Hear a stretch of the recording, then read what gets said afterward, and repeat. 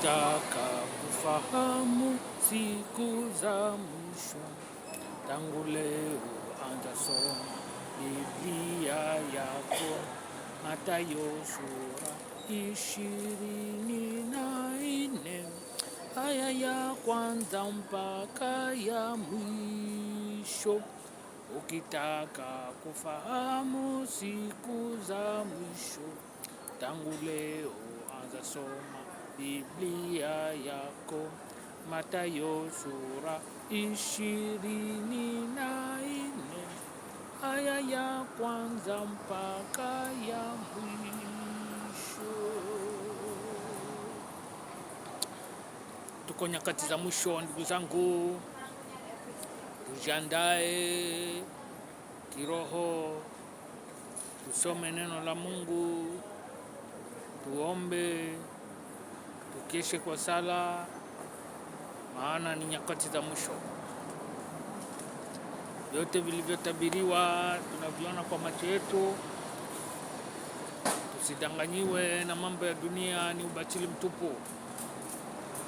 Tutaviacha kama vile vizazi vingine vilivyoviacha.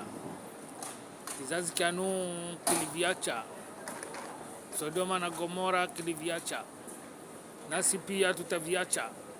Kitu cha maana ni kuwa katika mapenzi ya Mungu na kujua makao yako ya mwisho mahali utakapofikia. Ndio kitu cha maana kwa leo. Tunaona vyote ambavyo Biblia inatuonyesha vinapita kiwazi katika macho yetu. Matetemeko, zoruba, njaa, vita, chuki, ukabila, moto, vita. Hivi vyote vinaashiria ya kwamba tu nyakati za mwisho, maana viko katika Biblia, tunaviona kila siku. Na kwa hiyo ndugu zangu, ni muda wa kujiandaa. Roho zetu tuziweke katika mapenzi ya Mungu, tuombe kila siku iendayo kwa Mungu, maana Mungu ndiye anaweza kutuwezesha na kutupa mwisho mzuri katika dunia hii. Maana tukijiandaa vibaya bila kujiweka mikononi mwa Mungu, hakika tutajuta. Ni wakati wetu wa kujiandaa kiroho na kuwa katika mapenzi ya Mungu. Usiangalie huyu anafanya hiki na mimi nikifanye. Kila mtu atachukua mzigo wake mbele ya kiti cha hukumu na kukiri uovu wako wote uliofanya tangu ulikuwa hapa chini ya jua. Neno la Mungu linapokuambia, ndugu, jirekebishe, acha dhambi, tubu maovu yako tu wakati wa mwisho. Neno la Mungu linapotufikia siku kwa siku, tujue Mungu anatupenda, maana anatukumbusha ili tuache njia zetu mbaya, tuache njia zetu ambazo ziendani na mapenzi yake, tuziache, tuwe katika mapenzi yake siku kwa siku.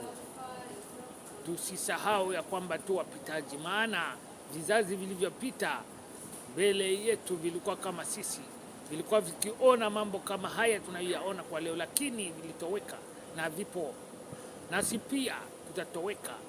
Cha maana ujue makao yako ya mwisho, utafikia wapi, utakuwa mgeni wa nani. Njia ni mbili, kuna njia ya upotevu na njia ya uzima.